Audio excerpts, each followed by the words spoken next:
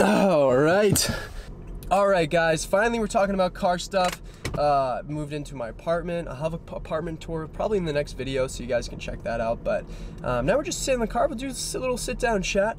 But I've had enough people ask about this very topic, and as the title suggests, we're going to talk about how much I spent on this Golf R. So, as you guys probably know, or if some of you guys don't know, this is a 2019 Golf R, and it's optioned with DSG, and that's about it. It also comes with the 19-inch Pretorias. I think that's standard among a lot of 19s. I don't think that was really a factory option. I have the window sticker at home, but so unfortunately I can't really rattle that off. But I know how much the car cost new. The car costed new, and I don't know about any other dealer fees, but the sticker was like $42,700. So that's around what a Golf R would be priced at. It was really no premium. Again, a 2019 model, so that's how much it was new. And of course, I bought it with 4,500 miles on it from a dealer in Virginia, and the car costed me with 4,500 miles on it and pretty much immaculate condition. No, just one tiny like curb rash, like very small. Only I will be able to ever notice it.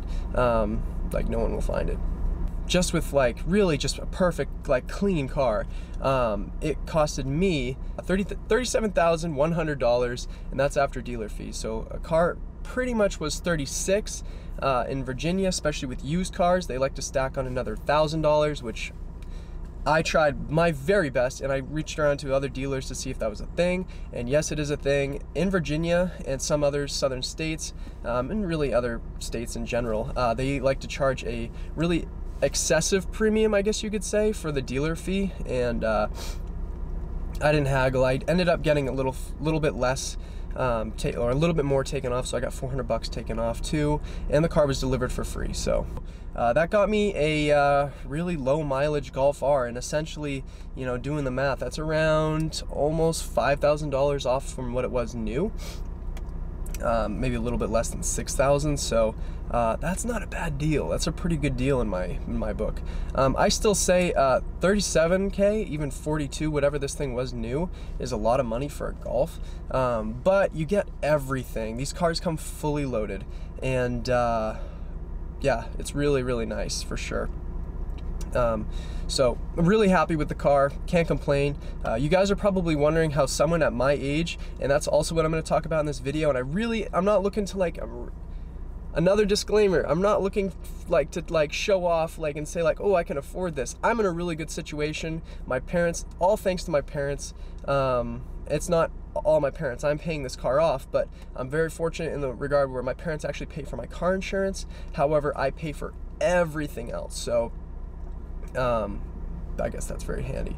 I'll probably be cut off the insurance in like a year or two, so then it'll be on me, but by that time I'll have my own career and job. So yeah, but I do want to thank my parents. My parents are easily the biggest reason, because I'm also financing it through them. So we'll get into the finance probably right now. So the way I'm financing this car is I'm financing for 4 years, so 48 months, and my payment's $338. So because my payment's so low, the car was very expensive at $37K.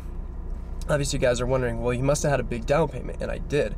My down payment with selling the GTI, I sold that car for $14,900, and then I had an extra $6,000, $7,000 saved up in the bank. So it ended up being $21K worth of a down payment. So I'm financing around $16,300 or something like that, something around the realm, for 4 years, and chances are I'm going to probably pay it off in 2, just because of my work situation. But so I guess the real question also boils down to, do I recommend you guys going out and buying a Golf R? So I do recommend it, especially if you have a 2015 GTI. And what I mean by that is, you get the 2016, you get CarPlay, USB port, like all that cool stuff, you know, and you know, it's a relatively newer car. But if you have a 2015, keep in mind that is a 5-year-old car now, going on 6 years. And those cars were pumped out in 2014, and that's, my car came out in 2014, but it was a 15, so that's almost a 6-year-old car. And yeah, so it's a, you know, it's not a old car, it's still a new car, but you know, if you guys are looking for updated technology, fantastic car. I look forward to reading the comments. I can't wait to see what you guys say. Obviously, I'm gonna see probably a lot of, hopefully not a lot, but a little bit of negativity, because I get it. I mean, I'm really young. I'm 21 years old and I have a Golf R, and even like I think about that being like a little excessive. But I was just in a really good situation, especially, and most importantly, economically.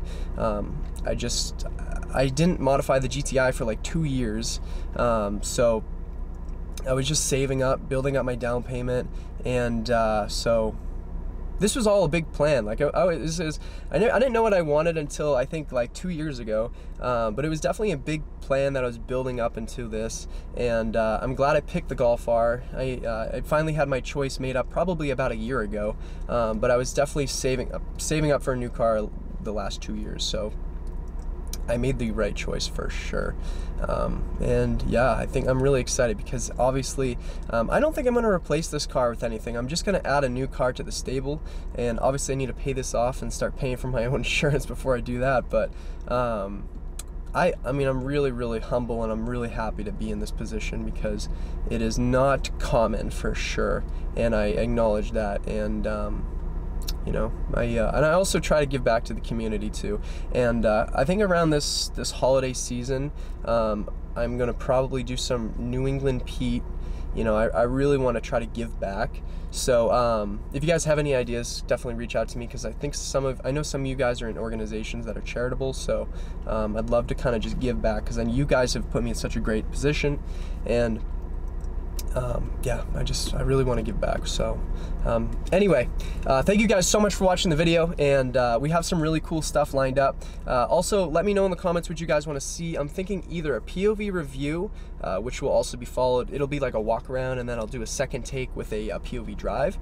And then I'm also thinking like, well, maybe I can like, you know, maybe do some launch control reactions and stuff, you know, or I could do, you know, talk about the drive modes, and that'll be kind of more driving, so it'll be a little bit more interesting, hopefully, than this. But there's a lot of cool stuff, and you guys are probably wondering, well, when's this exhaust showing up? We heard about it like 2 months ago, but the exhaust is currently on a ship, and it's still being shipped in from Austria, and that's all the hints I'm going to give you as to what company that I selected. But it's gonna sound awesome, and I am so very excited to reveal. It's gonna have valves, and it's gonna sound really good. It'll be non-resonated as well too. So anyway, thank you guys so much for watching the video, and stay tuned for more, because there's gonna be some awesome stuff, like I said. So don't forget to like, subscribe, and leave a comment. Let me know what you guys want to see next, and I'll catch you guys in the next video.